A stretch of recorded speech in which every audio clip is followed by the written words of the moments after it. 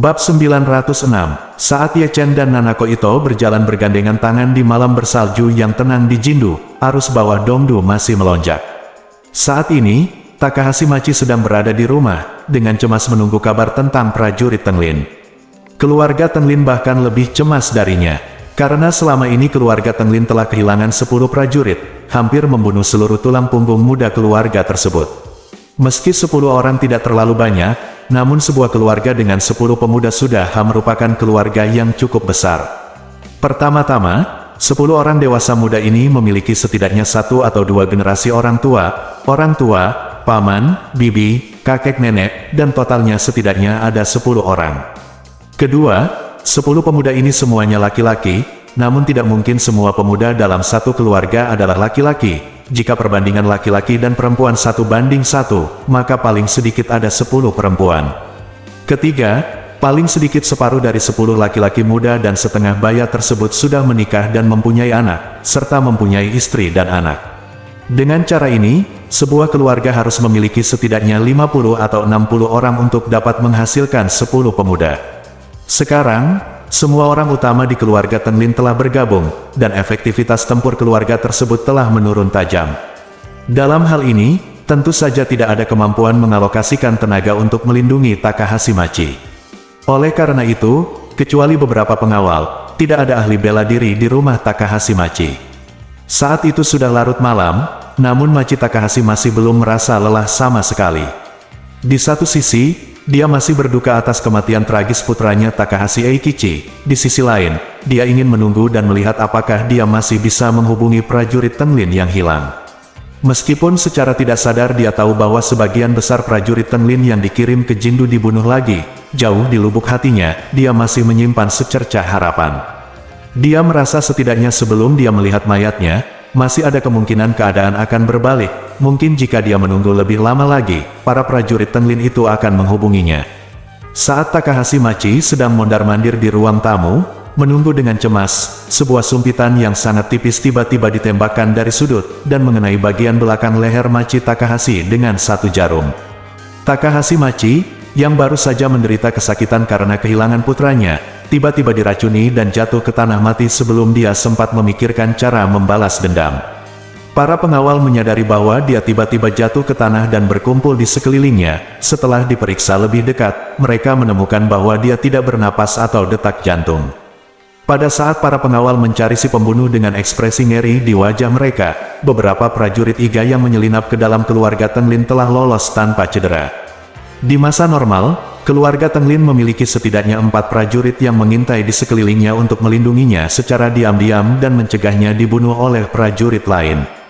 Tapi hari ini, tidak ada prajurit selain dia. Tanpa perlindungan para pejuang, hanya mengandalkan pengawal biasa, hampir seperti berada dalam keadaan sepi di hadapan para pejuang. Oleh karena itu, tidak sulit bagi seorang pejuang untuk mengambil kepala Takahashi Machi.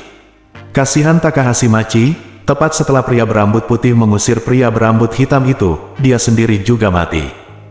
Pada saat yang sama, saat Takehiko Ito tertidur, dia mendengar ketukan di pintu.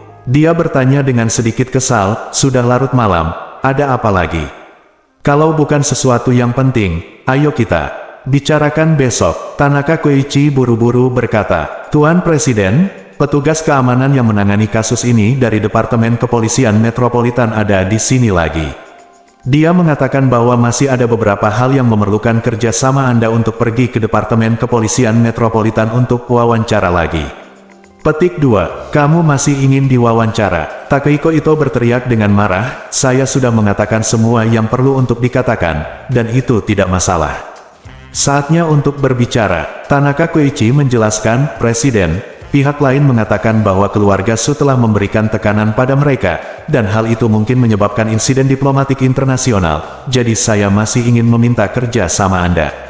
Insiden diplomatik internasional, titik tanda tanya tanda seru petik 2. Ketika Takehiko Ito mendengar ini, dia mengumpat dengan marah, sial, menjengkelkan sekali. Meskipun dia sangat tidak puas, Takehiko Ito tidak berani bertahan dalam hal ini, waktu.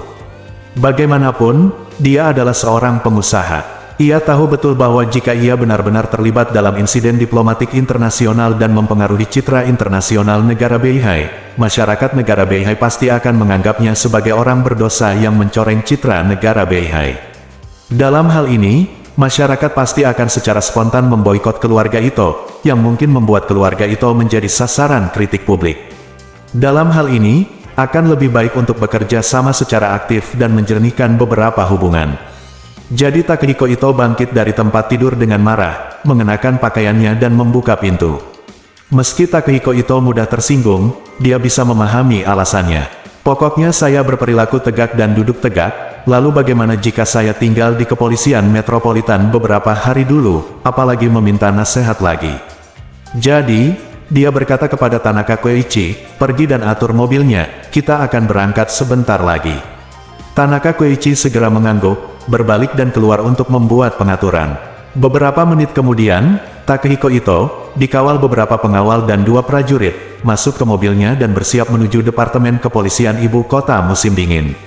Saat ini Matsumoto Ryoto sudah mempersiapkan prajurit Iga dan bawahan lainnya. Dia ingin mengulangi trik lamanya dan mencari bagian yang cocok untuk membunuh Takehiko Ito dalam perjalanan ke Departemen Kepolisian Metropolitan. Sekarang Machi Takahashi sudah lepas kendali.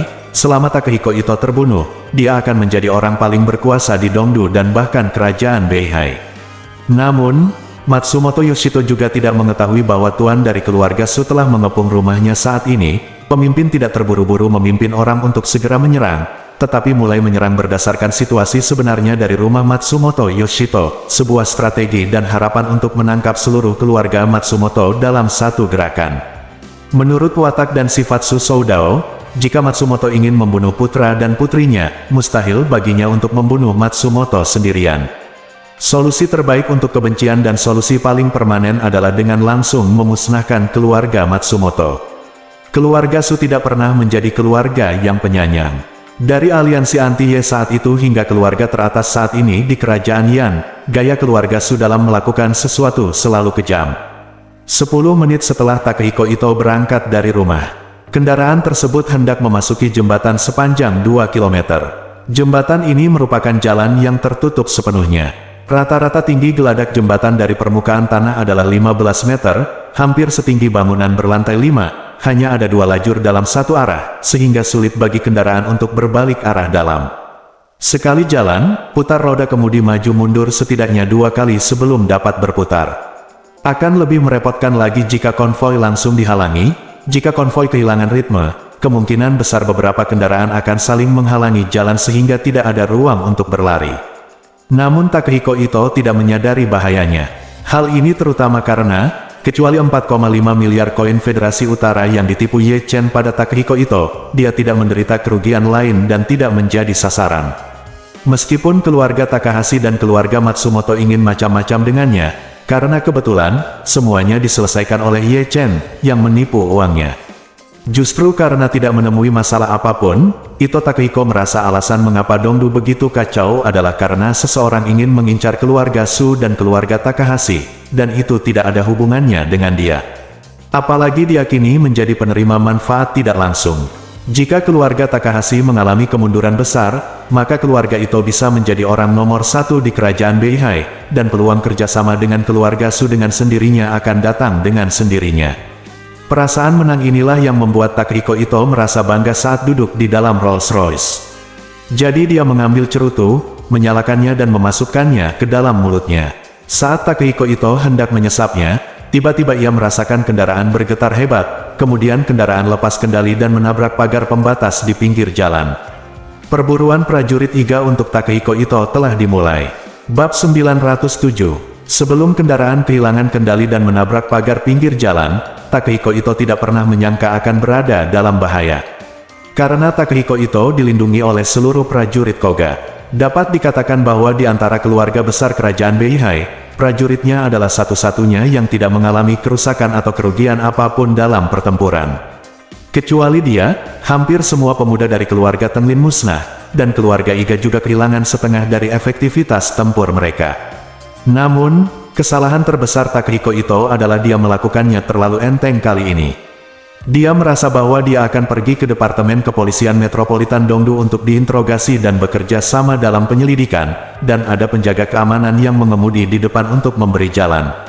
Jika dia pergi ke Departemen Kepolisian Metropolitan sendirian, tidak mungkin ada siapapun lagi berpikir untuk melakukan sesuatu dalam perjalanannya ke Departemen Kepolisian Metropolitan. Lakukan sendiri. Justru karena itulah dia tidak mengatur terlalu banyak prajurit untuk melindungi dirinya sendiri. Namun ia tidak pernah menyangka bahwa mobil keamanan yang membuka jalan telah diancam dan diancam oleh Pak Matsumoto. Pak Matsumoto telah memasang jaring dan menunggunya masuk.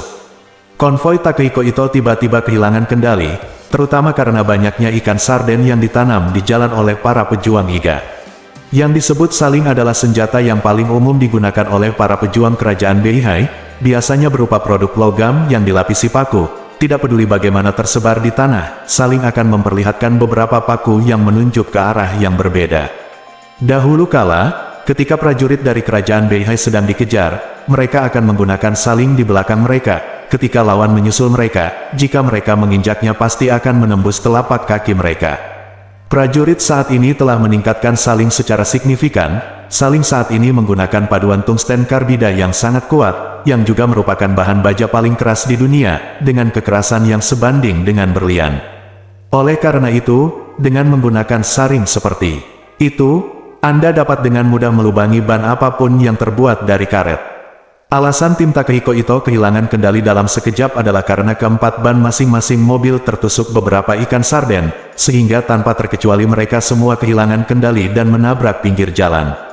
Pada saat terjadi tabrakan, cerutu yang baru saja dinyalakan di mulut Ito Takehiko tiba-tiba jatuh ke selangkangannya, dan seluruh tubuhnya terguncang berkeping-keping akibat benturan tersebut.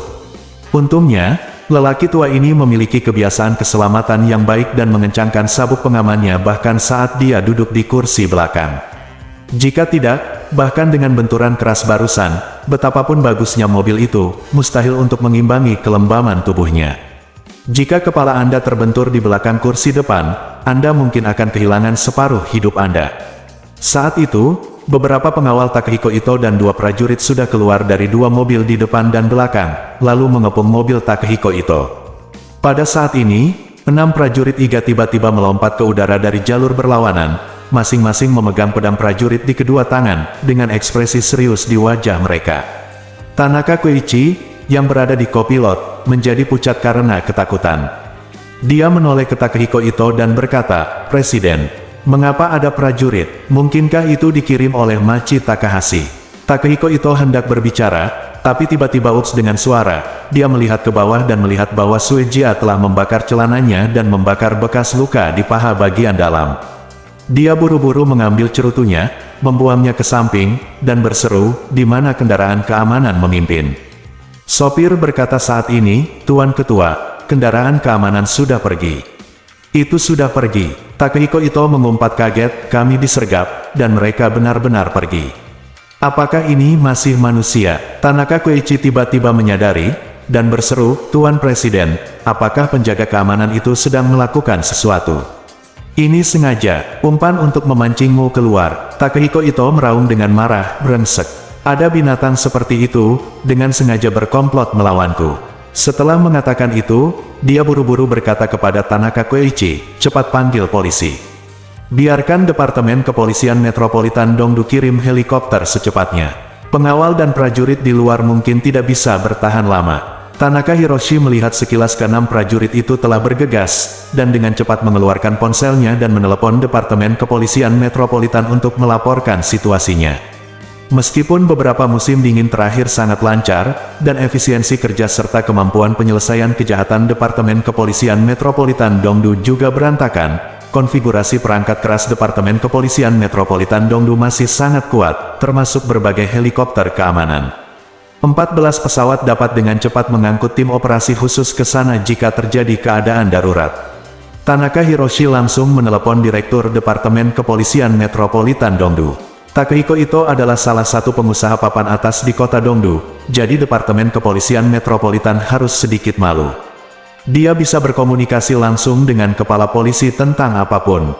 Saat ini, Direktur Departemen Peringatan Ibu Kota Musim Dingin baru saja mengetahui bahwa Takahashi Machi dibunuh di rumahnya, dan dia sudah diambang kehancuran. Su Zifei dan Su Ziyu tidak ditemukan. Pembunuh 4S loli daging manusia keluarga Tenglin tidak ditemukan. Putra Takahashi Machi, Takahashi Eikichi, dibakar sampai mati di dalam mobil, tetapi pembunuhnya tidak ditemukan. Akibatnya, Takahashi Machi cepat cuacanya juga semakin dingin. Kasus kriminal serius yang terjadi satu demi satu telah menimbulkan kabut sihir tebal dan dosa di seluruh Tokin. Namun pada saat itu, Tanaka Koichi tiba-tiba memberitahunya bahwa Takehiko Ito juga telah disergap dan berada dalam bahaya. Begitu mendengar hal tersebut, ia merasakan aliran darah mengalir deras ke kepalanya, kakinya lemas, dan ia langsung pingsan di kantor. Beberapa bawahannya buru-buru melangkah maju untuk membantunya. Dia sangat lemah tetapi penuh amarah dan berkata, "Cepat, kirim helikopter dan tim operasi khusus ke jembatan Yotsuya untuk menyelamatkan Takehiko Ito." Mereka bilang tidak akan ada lagi kematian yang diizinkan musim dingin ini. Masuk akal bahwa tidak ada kesenjangan antara tim operasi khusus modern yang bersenjata lengkap dan pengawal khusus dalam hal peralatan dan efektivitas tempur. Jika penjaga khusus semacam ini menantang seorang pejuang dalam pertarungan 1 lawan 1, mereka mungkin tidak akan bisa mendapatkan keuntungan apapun atas gerakan aneh dan senjata tersembunyi prajurit tersebut. Namun setelah puluhan orang membentuk keunggulan daya tembak, keunggulan formasi, dan keunggulan pelengkap, keunggulan prajurit akan hilang. Namun, masalah terbesar saat ini adalah air yang jauh tidak bisa menghilangkan rasa haus. Tim operasi khusus membutuhkan waktu setidaknya 5 menit untuk berkumpul, beberapa menit untuk menaiki helikopter, dan beberapa menit agar pesawat lepas landas dan tiba dengan cepat. Totalnya membutuhkan waktu setidaknya lebih dari 10 menit. Namun, bagaimana anak buah Ito Takehiko bisa bertahan lebih dari 10 menit? Kedua belah pihak bertarung selama beberapa ronde di luar mobil, dan pengawal Takehiko Ito semuanya terjatuh ke tanah. Meskipun dua prajurit yang tersisa telah melawan dengan sekuat tenaga, mereka terpaksa mundur dan terluka di banyak tempat. Dilihat dari bentuk ini, diperkirakan dalam 1 menit lagi, mereka pada dasarnya tidak akan bisa melawan. Saat itu, lawan akan langsung memenggal kepala Takehiko Ito. Koichi Tanaka, yang duduk di kursi penumpang, buru-buru berkata kepada Takehiko Ito, "Presiden, ayo cepat lari. Jika kita tidak lari, tidak akan ada kesempatan." Melarikan diri. Petik 2. Seluruh tubuh Takehiko Ito gemetar, dan berkata dengan putus asa ketakutan, dalam hal ini, di mana kita bisa melarikan diri. Bahkan jika kita melarikan diri, kita akan ditangkap oleh pihak lain, dan tidak ada cara untuk bertahan hidup. Petik 2. Setelah mengatakan itu, ekspresi Ito Takehiko meredup dan dia bergumam, "Tanaka, kamu dan aku harus bersama hari ini. Aku akan mati karenanya." Bab 908. Saat ini, Takehiko Ito sudah memutuskan bahwa dia harus mati. Bala bantuan tidak akan tiba untuk sementara waktu, dan rakyat kita sendiri tidak dapat bertahan lagi dan dapat dibunuh oleh prajurit lawan kapan saja. Pengemudi yang tersisa, Kawama Nakakoichi, sebenarnya tidak memiliki kemampuan bertarung. Sama seperti dirinya, dia mungkin akan dibunuh oleh lawan dengan pisau demi pisau. Saat ini, dia sangat ingin menelepon putrinya yang berada jauh di Jindu. Jindu berada ratusan kilometer jauhnya. Putrinya pasti tidak tahu kalau dia dalam masalah. Dia meneleponnya dengan cepat, dan mungkin dia bisa mendengarnya sebelum dia meninggal. Suaranya bisa dianggap sedikit penghiburan sebelum kematian. Namun, saat dia mengeluarkan ponselnya dan hendak menelepon Ito Nanako, Tanaka Koichi berseru, "Ketua, jika kita tidak melarikan diri, semuanya akan terlambat." Petik 2. Ito Takehiko berkata dengan sedih, "Sudah kubilang padamu baru saja kita tidak punya tempat untuk terbang dan tidak punya tempat untuk melarikan diri." Setelah mengatakan itu, dia mengertakkan gigi dan mengutuk, "Itu pasti binatang buas Takahashi Makoto. Sampah, bajingan, dia benar-benar menggunakan cara berbahaya seperti itu untuk menghadapinya aku." Tanaka Koichi buru-buru berkata sambil menunjuk ke jendela. Dia berseru, "Presiden, jangan memarahi Takahashi untuk saat ini. Jika kita lari ke kedua ujung jembatan, kita pasti akan mati. Tapi, kita masih bisa melompat dari sini." Setelah itu, dia berkata lagi sambil menunjuk ke pagar pembatas di luar mobil.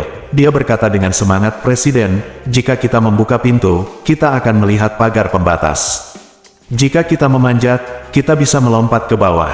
Takehiko Ito menjadi pucat dengan ketakutan dan berseru, apakah kamu gila? Ada 10 jembatan di sini. Jika kamu melompat dari ketinggian beberapa meter, bukankah kamu akan jatuh dan mati? Koichi Tanaka berkata dengan serius, Tuan Ketua, kamu boleh belum tentu mati dari ketinggian ini. Selama kamu tidak membiarkan badanmu terjatuh terlebih dahulu, atau telungkup dan perut ke bawah, kamu akan baik-baik saja jika melompat. Masih ada peluang, tapi jika tidak melompat, akan tidak ada peluang sama sekali. Takehiko Ito menelan ludahnya, jika kamu melompat, kamu akan lumpuh bahkan jika kamu tidak mati. Tidak mungkin untuk lolos dari kejaran mereka. Tanaka Koichi berkata dengan serius. Berkata, tinggi sekali di sini, para prajurit itu tidak boleh berani melompat. Bahkan jika mereka lebih kuat, tubuh mereka masih panjang. Jika kita melompat, kita akan cacat, dan mereka akan sama. Jika mereka tidak berani melompat, maka mereka punya untuk menuruni jembatan. Kedua ujung jembatan ini masih jauh. Pada saat mereka melewatinya, tim operasi khusus dari Departemen Kepolisian Metropolitan seharusnya sudah ada di sana. Sambil berkata, dia menambahkan, juga, viaduk yang kita lewati, tidak banyak kendaraan di malam hari, namun jalan di bawah ini dekat dengan jalan Fengyue dan selalu ramai di malam hari, jadi pasti banyak mobil pribadi dan taksi yang hilir mudik. Petik 2. Apalagi ada anak muda, pemabuk, dan tunawisma menikmati kehidupan malam. Petik 2. Begitu mereka mengetahui bahwa kita telah jatuh, mereka pasti akan datang untuk menonton kesenangan atau bantuan. Bahkan jika beberapa pejuang ini berani melompat, mereka mungkin tidak berani membunuh kita di depan banyak orang. Selama mereka bisa menundanya selama beberapa menit, polisi helikopter dari auditorium mungkin akan segera tiba. Ito Takehiko berseru dan bertanya, bagaimana jika saya jatuh sampai mati? Tanaka Koichi mengertakkan gigi, Tuan Ketua. Bahkan jika Anda mati, itu lebih baik daripada dibunuh oleh seorang pejuang.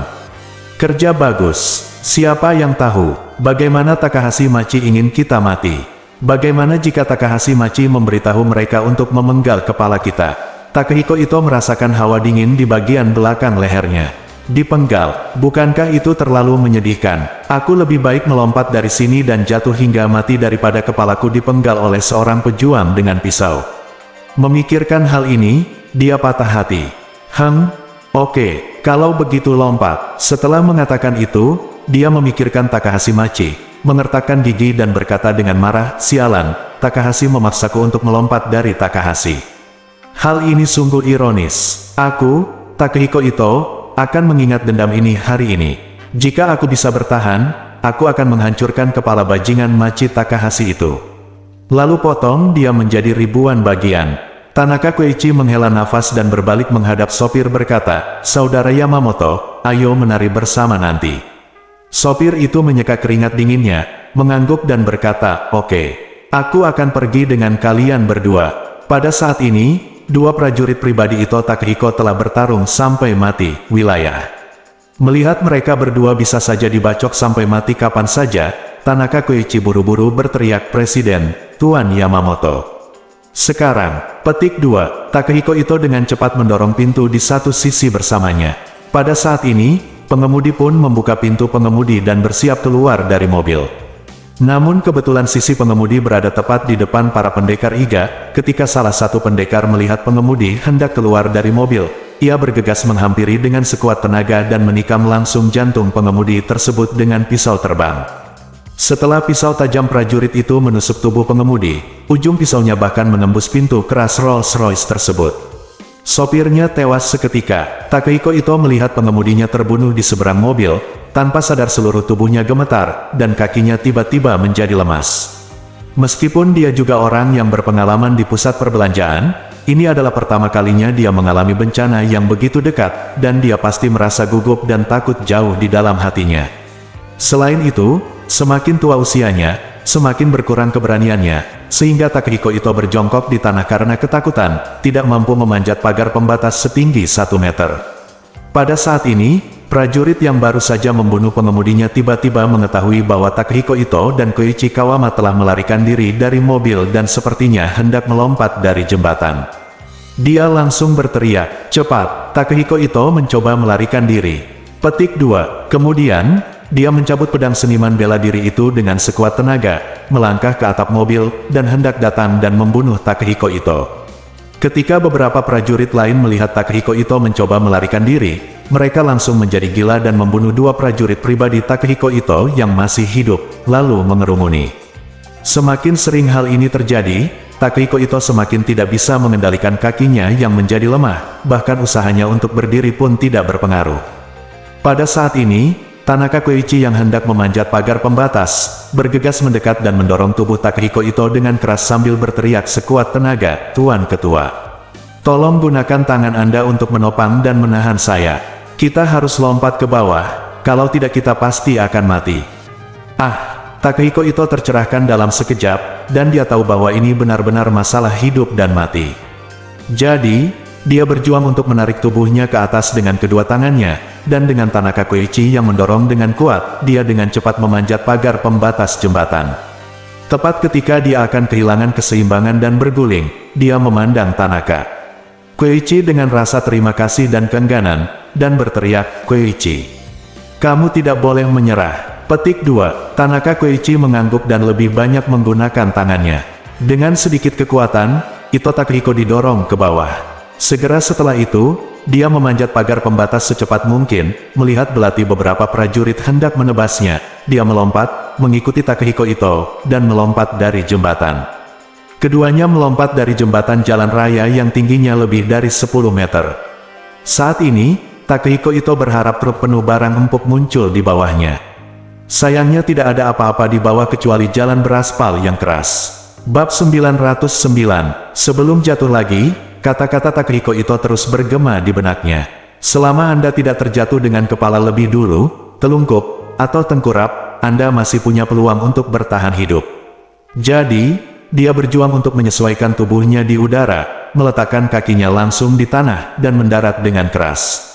Dengan keras, Takehiko Ito hanya merasakan sakit yang tiada taraf di kakinya, namun ia tak bersusah payah memeriksa luka di kakinya dan langsung berguling beberapa kali jungkir balik di tanah untuk meringankan dampak jatuhnya dari jembatan. Tak lama kemudian, Koichi Tanaka pun terjatuh dengan keras ke tanah. Seperti Takehiko Ito, ia juga mendarat dengan kedua kakinya lalu berguling selama beberapa minggu. Meskipun kedua kakinya kesakitan, keduanya menyelamatkan nyawa mereka karena postur pendaratan yang benar. Baru kemudian Takehiko Ito melihat kakinya, dan dia melihat bahwa seluruh lutut, betis, pergelangan kaki, dan telapak kaki telah patah, telah rusak. Semuanya hancur tak bisa dikenali lagi. Kondisi Tanaka Koichi juga tak kalah tragisnya, kakinya berlumuran darah dan berdarah, bahkan tulang yang patah pun menonjol dari dagingnya, darah mengalir di sepanjang kakinya, sungguh mengerikan untuk disaksikan. Ketika orang yang lewat di sekitarnya melihat hal tersebut, mereka terkejut, bahkan beberapa wanita berteriak. Tak lama kemudian, beberapa orang yang antusias berkumpul, dan salah satu dari mereka bertanya, "Dua tuan-tuan, bagaimana perasaan Anda? Apakah Anda ingin saya memanggilkan ambulans untuk Anda sekarang?" Takehiko Ito menangis dengan getir dan berkata, "Panggil petugas untuk saya." Tanda seru, seseorang mengejar kita di jembatan. Semua orang buru-buru melihat ke arah jembatan. Di samping pagar pembatas jembatan, yang jaraknya lebih dari 10 meter, 6 prajurit berbaris, menatap ke bawah ke jembatan dengan ekspresi bingung di wajah mereka. Salah satu prajurit tercengang dan bertanya, "Bos, apa yang harus saya lakukan?" Bos juga tidak menyangka bahwa potongan besar daging berlemak ini telah mencapai mulutnya dan bisa terbang. Dia berseru dengan marah, "Lao Wu, Lao 6, mereka berdua tidak bisa bergerak sekarang, kalian berdua lompat turun dan bunuh dia." Ketika keduanya mendengar ini, mereka masing-masing menciut karena ketakutan. Salah satu dari mereka berkata dengan canggung, "Bos, kalau tingginya 7 atau 8 meter, Anda tidak perlu memberitahu saya bahwa saya akan melompat sekarang, tetapi harus sekitar 15 meter. Jika saya melompat, hasilnya akan tidak lebih baik dari mereka."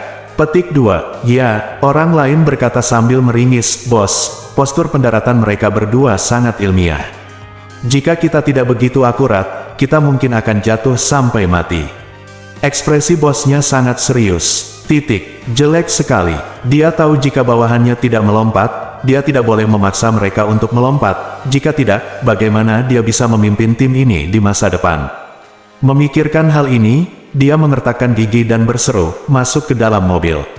Ayo cepat turun dan bunuh mereka sebelum ambulans dan penjaga keamanan datang. Petik 2. Semua orang buru-buru ingin berbalik dan kembali ke mobil. Saat ini, mereka mendengar pesan dari langit, disinilah deru helikopter. Beberapa orang mendongak dan langsung ketakutan. Saat ini, sebenarnya ada 4 helikopter keamanan yang mendekat dengan kecepatan tinggi dari arah berbeda. Salah satu prajurit berkata dengan ngeri, "Oh tidak, ini tim operasi khusus." Petik 2. Tim operasi khusus Dongdu adalah penjaga khusus paling andal di bawah Departemen Kepolisian Metropolitan Dongdu. Tim ini telah terlibat dalam misi anti-terorisme sepanjang tahun dan telah kemampuan tempur yang sangat kuat. Mereka semua dilengkapi dengan peralatan bergaya Federasi Utara dan memiliki daya tembak yang sangat kuat. Para prajurit di depan mereka tidak berbeda dengan orang-orang primitif. Terlebih lagi, mereka datang dengan helikopter. Jika orang ini melayang di atas dan menembak dengan senapan mesin, bahkan prajurit terkuat pun akan hancur berkeping-keping.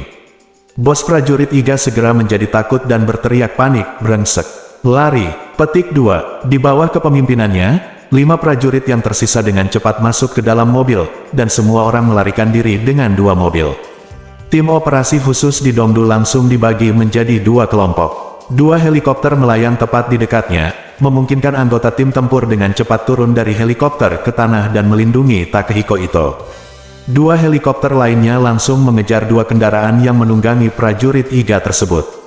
Karena prajurit Iga berada di jembatan, mereka tidak punya tempat untuk bersembunyi. Saat mereka berkendara dengan mobil, helikopter sudah mendekat di atas. Tepat ketika mereka mencoba melarikan diri dengan seluruh kekuatan mereka, tim operasi khusus di helikopter langsung menghantam kap depan kedua kendaraan tersebut dengan peluru penusuk lapis baja. Kemampuan menembus peluru penusuk lapis baja sangatlah kuat. Bahkan lapis baja para pengawal pun sulit untuk ditahan, apalagi mesin mobil sipil. Jika terkena beberapa peluru penusuk lapis baja, mesin kendaraan akan hancur seketika. Begitu mesin rusak, kendaraan langsung kehilangan tenaga dan semakin lambat hingga akhirnya berhenti. Ke-6 prajurit yang berada di dalam mobil tersebut begitu ketakutan hingga mereka hendak mendorong pintu untuk keluar dari mobil dan melarikan diri dengan kepala di tangan ketika mereka menemukan bahwa helikopter tersebut sudah melayang di jembatan pada ketinggian 2 atau 2 meter, 3 meter, dan kemudian sejumlah besar anggota tim operasi khusus dengan cepat turun ke bawah. Ketika mereka turun, moncong gelap sudah mengarah ke kepala mereka. Ke-20 anggota pasukan khusus tersebut langsung meminta ke-6 prajurit tersebut untuk menyerah dengan patuh tanpa berani melawan sama sekali. Kali ini, Takehiko Ito dan Koichi Kamanaka juga dimasukkan ke dalam ambulans dan segera dibawa ke rumah sakit. Ryoto Matsumoto ada di rumah saat ini, merasakan perasaan sedang menyusun strategi. Dia memiliki mentalitas penjudi yang serius dan sudah memiliki perasaan yang mendalam. Namun, taruhan ini begitu besar sehingga dia bersemangat tetapi juga sedikit gugup, takut akan terjadi sesuatu yang tidak terduga selama proses perdagangan. Sekarang Machi Takahashi sudah keren, dan Takehiko Ito akan segera menjadi keren. Jika dia keren juga, dia akan menjadi yang teratas. Gugup dan bersemangat, dia memegang segelas whisky dan menghitung waktu dalam pikirannya. Dia memperkirakan Takehiko Ito akan segera mati, jadi dia segera mengeluarkan ponselnya dan menelepon prajurit Iga yang bertanggung jawab atas pembunuhan Takehiko Ito. Akibatnya, lubang hitam komunikasi aneh muncul kembali. Panggilan telepon yang dapat dihubungi 10 menit yang lalu tidak dapat dihubungi lagi. Semuanya seperti Iga Samu yang menjaga saudara-saudara keluarga Sudi Jindo. Dia menghilang begitu dia mengatakan dia hilang, dan tidak ada jejak yang ditemukan. Tepat ketika dia sedang bingung, asistennya maju ke depan dengan gelisah dan berkata kepadanya, "Presiden, ada kecelakaan dengan para prajurit Iga." "Kecelakaan apa?" "Ke-6 prajurit Iga ditangkap, Takehiko Ito Kawama Nakakoichi jatuh dari jembatan dan telah dikirim ke rumah sakit. Konon nyawanya tidak dalam bahaya." Petik 2. Apa? Matsumoto Yoshito mengertakkan gigi dan mengutuk, "Kamu benar-benar membiarkan Takehiko Ito melarikan diri. Iga para prajurit di keluarga adalah benar-benar tidak berguna." Asisten itu mengangguk dan berkata dengan serius, "Saat ini, memang seperti ini." Matsumoto Ryoto dengan marah melemparkan gelas whisky di tangannya ke tanah, dan gelas itu membentur marmer dengan keras. Ubin lantai segera hancur. Pada saat ini, suara wanita yang dingin tiba-tiba datang dari ruang tamu. Kemarahan Tuan Matsumoto benar-benar buruk. Baik, Matsumoto dan asistennya dikejutkan oleh suara asing itu, dan mereka mengikuti suara itu, melihat seorang wanita berusia 20-an, mengenakan pakaian hitam, masuk. Matsumoto terkejut dan berseru, "Kamu, siapa kamu? Bagaimana kamu bisa masuk?" Wanita itu mencibir, "Tentu saja aku masuk." Matsumoto mundur selangkah dan bertanya dengan gugup, "Apa yang kamu akan melakukannya?" Wanita itu memandang Ryoto Matsumoto dengan penuh minat, dan setelah beberapa saat dia berkata dengan dingin, "Anda menculik tuan muda dan nona muda tertua dari keluarga Susaya, dan membunuh lebih dari 10 pria keluarga Susaya. Kamu apa yang akan aku lakukan? Tentu saja aku akan membunuhmu." Bab 910. Ryoto Matsumoto tidak pernah berpikir dalam mimpi terliarnya bahwa keluarga Su akan menemukannya. Ketika wanita itu menceritakan keseluruhan ceritanya, seluruh tubuhnya gemetar dan berkata, "Ada banyak penjaga di rumahku, bagaimana aku bisa membiarkanmu masuk begitu sombong?"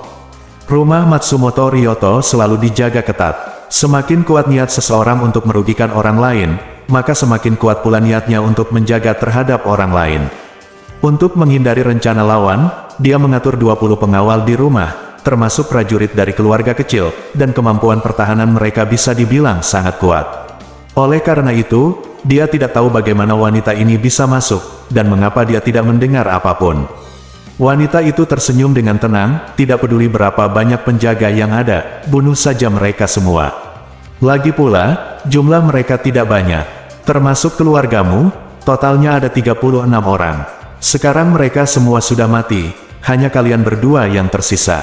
Setelah itu, wanita itu berkata lagi, "Kamu membunuh lebih dari selusin bawahan keluarga Sukami. Tentu saja, kami harus meminta lebih banyak minat."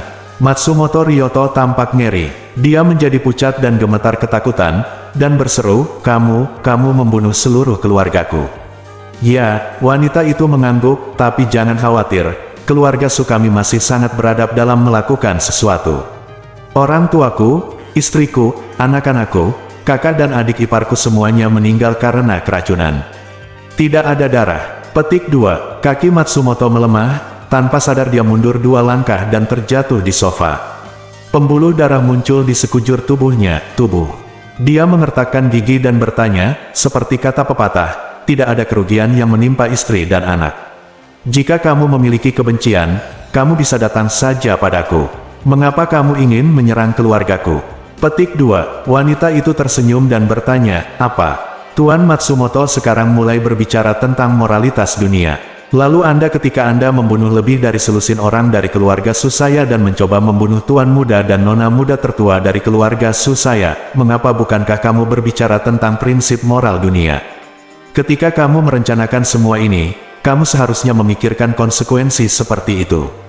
Matsumoto Yoshito sambil mengertakkan giginya, dia berteriak, "Kamu adalah binatang buas. Iblis. Tidak peduli seberapa buruknya aku, Tuan Matsumoto, saya belum pernah membunuh seorang anak pun. Putra saya baru berusia 10 tahun. Putri saya baru berusia 8 tahun. Petik 2. Wanita itu tersenyum dan berkata dengan dingin, "Jadi kenapa? Jika Anda berani merencanakan kejahatan terhadap keluarga Sukami, kamu harus siap menanggung harga yang maksimal. Kalau mau disalahkan, kamu hanya bisa menyalahkan dirimu sendiri karena terlalu kejam. Seperti kata pepatah, jika kamu tidak meninggalkan jalan keluar untuk orang lain, kamu tidak akan pergi itu untuk dirimu sendiri. Tinggalkan jalan keluar." Ryoto Matsumoto benar-benar patah hati saat ini. Dia tahu bahwa kualitas paling dasar dari menjadi orang bodoh adalah bersedia mengakui kekalahan. Dia telah menginvestasikan segalanya dalam pertaruhan ini. Karena dia kalah, dia secara alami akan kehilangan segalanya. Mendengar hal ini, Matsumoto Ryoto menghela nafas dengan sedih dan berkata dengan putus asa, "Dalam hal ini, saya bersedia mengaku kalah. Anda bisa membunuh saya juga." Petik 2. Wanita itu mengangguk dan berkata dengan dingin, "Apakah kamu yakin? Hanya saja kami tidak melakukannya. Aku tidak ingin kamu mati begitu bahagia. Sebelum kamu mati, aku ingin mengatur agar kamu bertemu keluargamu lagi." Setelah itu, dia bertepuk tangan dan berkata dengan keras, "Bawa masuk semua orang yang mati." Begitu dia selesai berbicara, puluhan tuan keluarga Su berjalan membawa mayat satu demi satu. Semua mayat ini ditempatkan dengan rapi satu bersebelahan di depan Matsumoto Ryoto. Saat Matsumoto Ryoto melihat adegan ini, dia benar-benar patah hati. Dia benar-benar tidak menyangka akan berakhir seperti ini. Dan dia juga tahu betul bahwa dia pasti akan mati hari ini. Namun, masih ada secercah harapan yang tersisa untuknya, dan harapan itu adalah putra sulung yang diambil mantan istrinya saat ia bercerai. Ryoto Matsumoto menikah pertama kali 15 tahun yang lalu. Pada tahun ketiga setelah pernikahannya, lahirlah putra sulungnya. Saat itu, keluarga Matsumoto masih dalam kemiskinan, hingga Matsumoto bertemu dengan istrinya yang sekarang. Istri Matsumoto saat ini adalah putri dari keluarga kelas menengah di Dongdu. Untuk memanfaatkan kekuatan keluarga kelahirannya, Matsumoto mengusir istrinya dari rumah dan kemudian menikahinya. Karena istrinya saat ini tidak menyukai putra sulung Matsumoto, Matsumoto mengusir putra sulungnya setelah menikah dan memintanya untuk tinggal bersama mantan istrinya. Belakangan, istri kedua Matsumoto Ryoto memberinya seorang putra dan putri, jadi dia jarang memikirkan mantan istri dan putra sulungnya di tahun-tahun ini. Namun kini, Matsumoto Ryoto akhirnya merasakan sedikit kenyamanan di hatinya saat memikirkan ibu dan anak mereka. Setidaknya, setelah kematiannya, garis keturunan keluarga Matsumoto tidak akan sepenuhnya terputus malam ini.